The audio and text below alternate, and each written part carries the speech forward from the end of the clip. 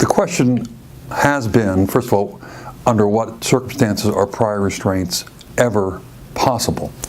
And there are some people who say, under the broadest reading of the First Amendment, Congress shall make no law abridging the freedom of speech means at a minimum the government can't stop you from publishing, because that goes back to the English practice of having censors, and at one point you had to actually have the government approve something that you published, typically written things. The leading case for a long time came up in the 1930s, and the Supreme Court said in very, very narrow circumstances can there be a prior restraint, and that involved, and this is the exact language, no one would question but that a government during actual war might prevent actual obstruction to its recruiting service or the publication of the sailing dates of troops and transports or the number and location of troops. On similar grounds, the primary requirements of decency may be enforced against obscene publications. So that's the question. What fits into that category of speech that impacts essentially national security? And that's the question in the Progressive case. The other relevant precedent involves the publication of what was called the Pentagon Papers cases, and it was a vast trove of confidential information gathered that critiqued the handling of the Vietnam War.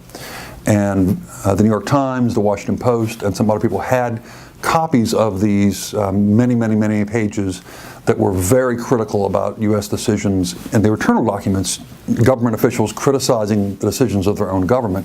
And so the Department of Justice went to try and get a prior restraint from the publication of those papers, and the government argued this is the kind of situation, national security, that justifies the really unusual sanction of a prior restraint. The Supreme Court said, no, this is mostly historical data about a war that was fought a couple of years ago and events that have happened in the past, and even though it might be embarrassing to the government, that's not the same thing as national security.